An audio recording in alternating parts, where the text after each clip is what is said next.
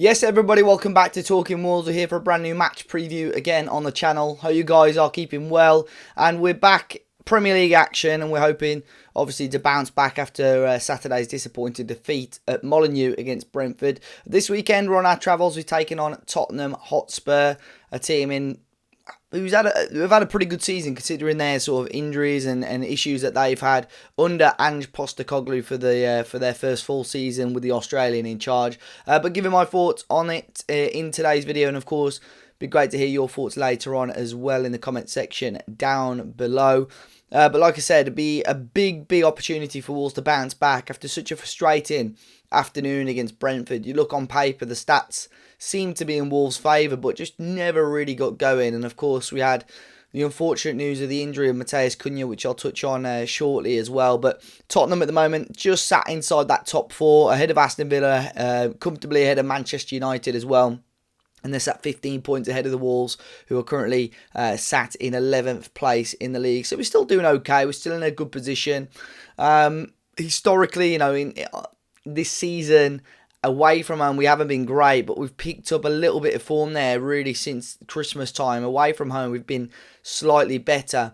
And Tottenham away is actually a place where Wolves have picked up some good points since being back promoted into the Premier League. I've been to Spurs, the new ground once, where we beat them right before COVID. I went to Wembley as well when we beaten them when they played there for the season as well. But you'll see some great stats popping up on the screen. I think the one that I've seen today, since the return to the Premier League in 2018, only Chelsea and Liverpool have beaten Tottenham away more than Wolves. So, a lot of things working in our favour here. And of course, we had a great dramatic late win against Spurs earlier on in the season. The late goals from Sarabia and Mario Lemina as well. So hopefully, we can, a repeat of that would be great. Maybe not as stressful, but something similar to that would be fantastic for the Wolves as well. But the big news really we've not had Gary O'Neill's press conference as of yet, but the club issued a statement in regards to this. Matheus Cunha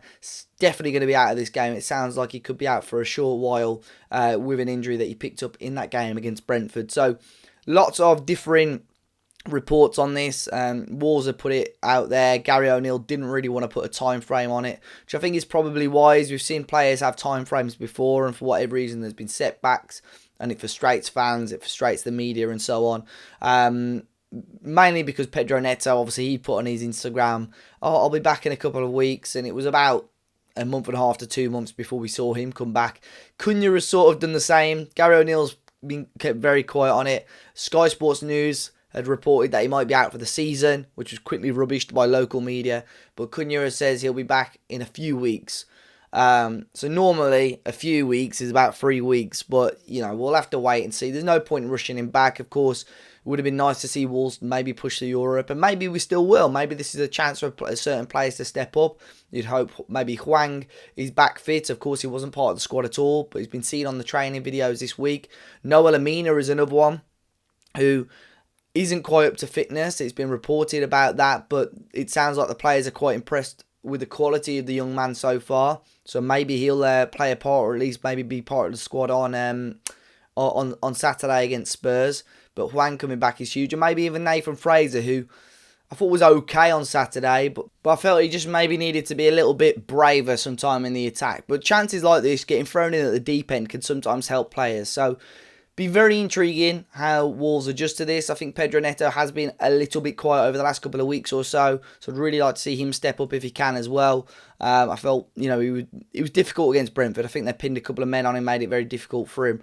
But we'll wait and see. And if Hwang is back, I think that'll be a big boost for Wolves.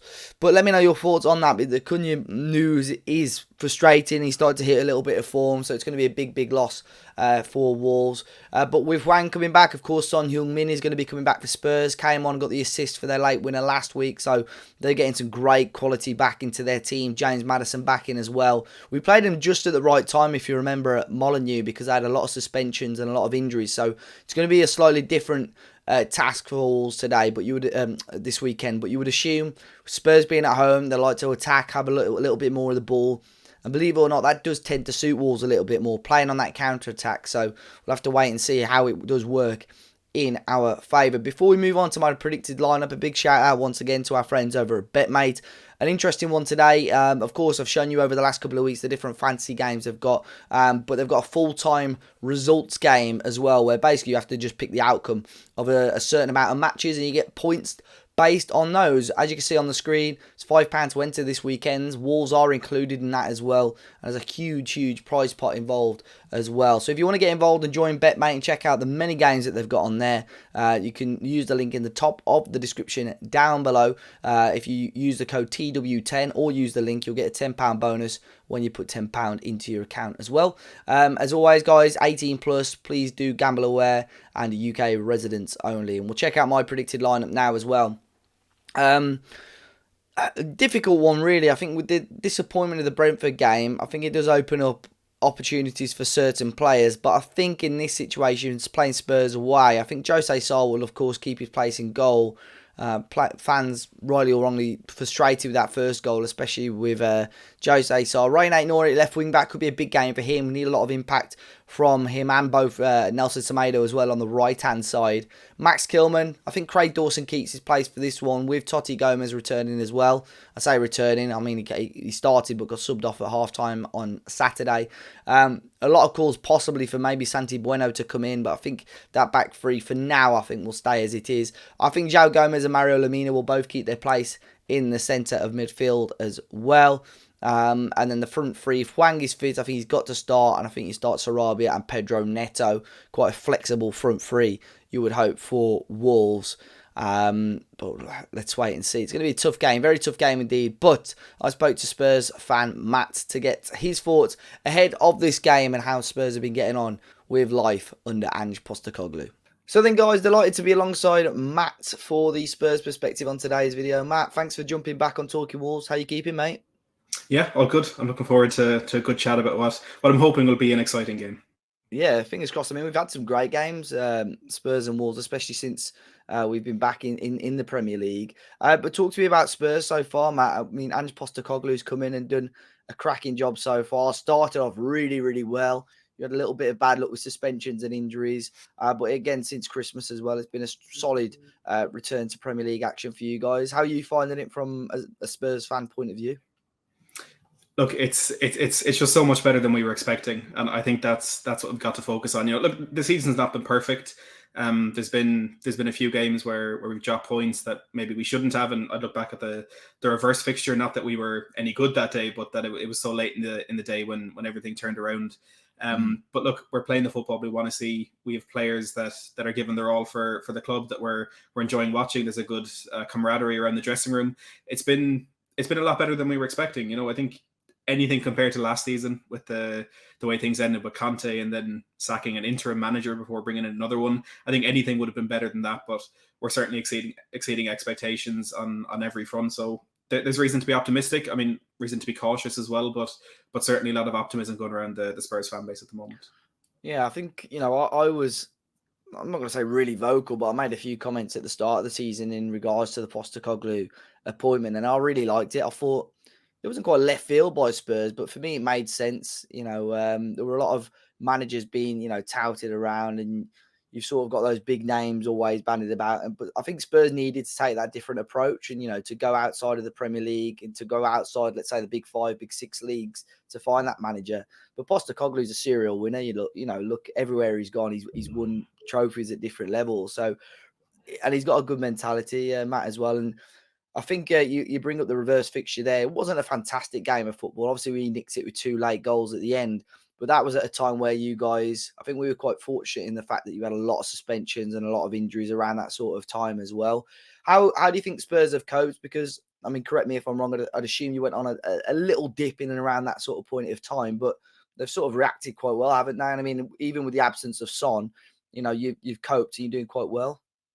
Yeah, I think that reverse fixture is it is a strange one because it was, I wouldn't say it was the toughest kind of period we had gone into, but it was certainly the most unknown we've had because until then, with the same starting 11 for 7 or 8 games, you know, I think maybe Bar Basuma after he was suspended for one of our fixtures, but everyone was fit aside from Basuma. No one was suspended, and then before we played Chelsea and we Yeah, lost. I It was remember that game. Romero and Udogie to suspension, and then Van de Ven and Madison and Richarlison all picked up injuries. So it was a very, very different team. It was the first time that team played together in that game against you guys. But we went on a really bad run after that. We had 4 games in a row where we scored first and threw it away. We only picked up 1 point in that 4, which in typical Spurs fashion was away to Man City.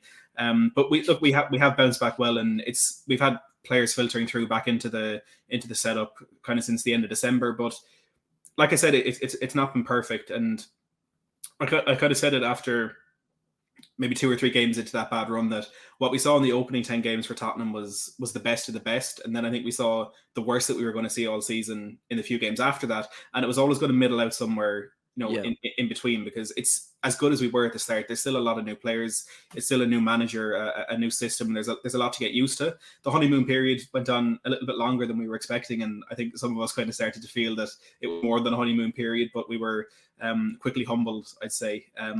But it's just been it's been impressive the way we've dealt with the different things that have been thrown at us. And for me, the reason for that is Postecoglou was never fixated on anything. When we had all those injuries, there was a period there where we had Van de Ven, Romero, Bentancur, Madison, and Son all missing, and they're the core of our team.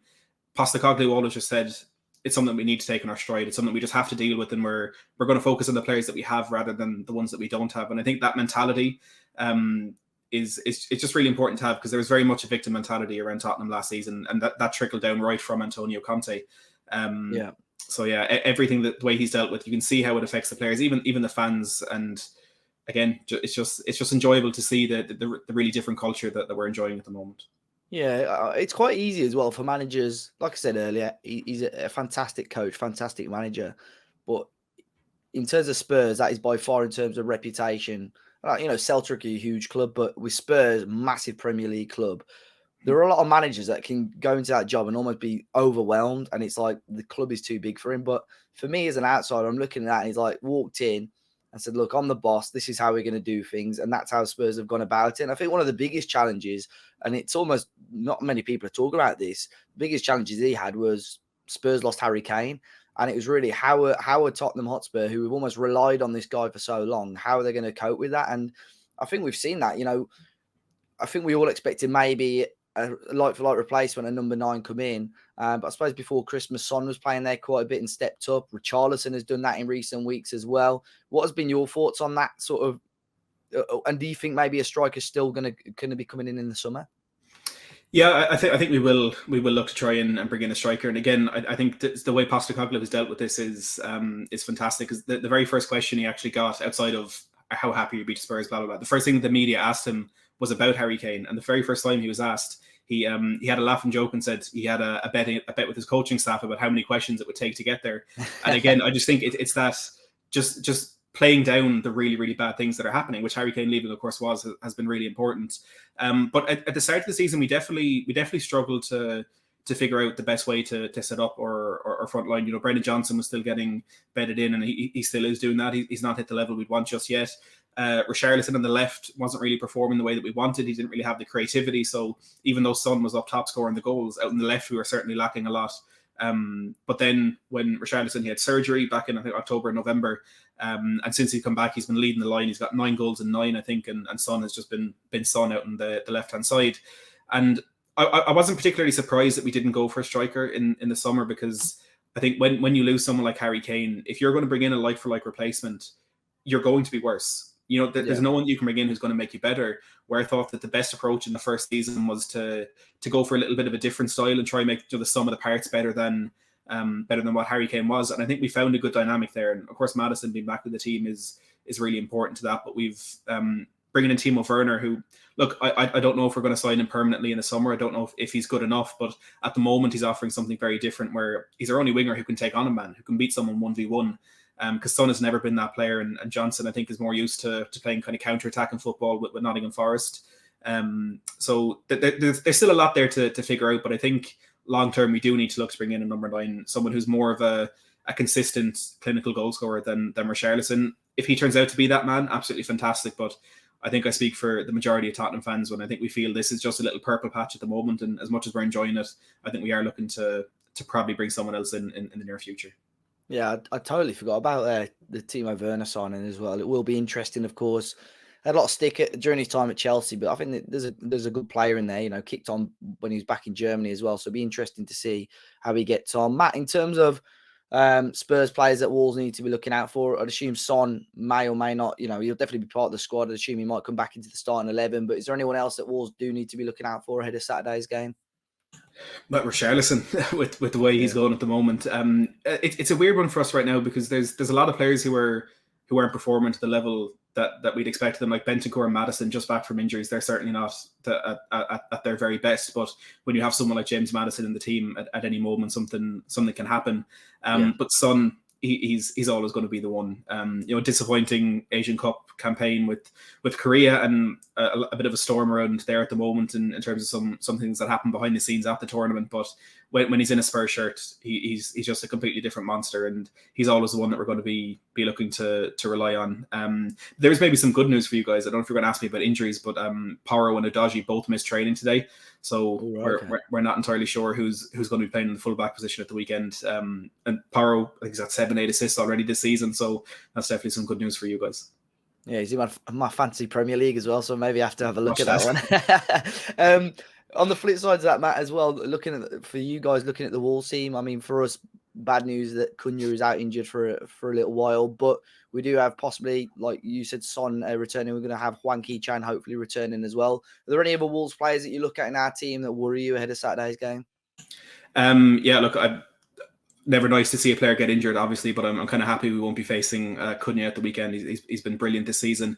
Hwang and Pedro Neto, is he fit at the moment? Yeah, Pedro Neto. Good start, yeah. He terrifies me. He really does. And I know that there's talk that the Tottenham might be interested in signing him. Obviously, it's something I'd love to see, but for now, he's absolutely flying it in a wool shirt. And yeah, especially if our fullbacks if it is Emerson and Davis or whatever at the weekend, I'd be even more concerned about the wingers that you have there. Another one I'd look at, purely because former Tottenham players love scoring against Tottenham. If Matt Doherty put one in the back of the net, I would not be surprised, I have to be honest. Yeah, I'm not sure. I mean, Doc might get some minutes. He came on in quite a weird sort of forward role last week. I have seen him play on the wing a couple of times this season now. But I don't know. I don't think he'll start, but it'd be certainly interesting to see. And Neto to Spurs, I've seen that a couple of times. I've seen a couple of Spurs fans talk about how they would love to have Pedro Neto as well. And I could certainly see him in a Spurs shirt. And I think, obviously, if you get into the Champions League, that's what he wants. He wants to play in European competition, but he wants to guarantee himself game time. If he goes to the likes of City, there's no guarantee that he's going to be playing a lot of minutes. So I think Spurs would be an interesting one. It's just if they would pay the amount of money that Wolves would want for. And that would be my only question mark on that move. But we'll have to wait and see. Lots of time between now and the summer. Matt, how do you think this game's going to go, though? Can I trouble you for a score prediction? I'll always predict a Spurs win, but with the way we're kind of so inconsistent at the moment, like the game against Brighton, I know we beat them, and it's good to be the side of their quality, whatever form they're on. We were really poor in that game, and we were even worse the game before that against Everton, where we conceded a late goal to drop a couple of points. So at the moment it is really difficult to predict what Spurs will show up, but I think when you just look 11v11, I think we do have that better quality, and we do have players who can punish you guys. And as much as I've been impressed with the times I've watched you this season, and of course Gary O'Neill, a brilliant tactician, I think ultimately when it comes down to individual quality, it's hard to look past the Spurs winning this one. And we're really bad defensively at the moment. We conceded 6 in our last 3, so I think you guys will nick at least one. But I'll go for a 3-1 Spurs. Yeah, I think I always tend to go with a 2-1 Wolves, but I think this is going to be. I do think Spurs will probably edge this one, to be honest. But saying that, Wolves have got decent form away at Spurs. We've had a couple of great wins there since coming back up into the Premier League, so it will be very interesting. And Matt, apart from Saturday, I do wish you all the best for the rest of the season. Hopefully, you guys do continue and get into the Champions League. I think that'd be a big boost. Obviously, United not at the races. Chelsea, Newcastle have dropped off a little bit, so it's a great opportunity for Spurs to break into that top 4 again. So I do wish you all the best. Where can people find you in your socials if they wish? Yeah, thank you for that. First of all, I think it is it's an interesting season. No one is good the way I'm looking at this season. Everyone has something in them. And of course, I wish the best to you guys as well. For me on Twitter at Matt Hayes THFC. Sometimes I say sensible things and some things I don't. So if you're up for a bit of a raffle, I would appreciate a follow. No, appreciate that, man. And yeah, like I said, all the best for the rest of this season, mate. And I'll catch you hopefully next time. Looking forward to it.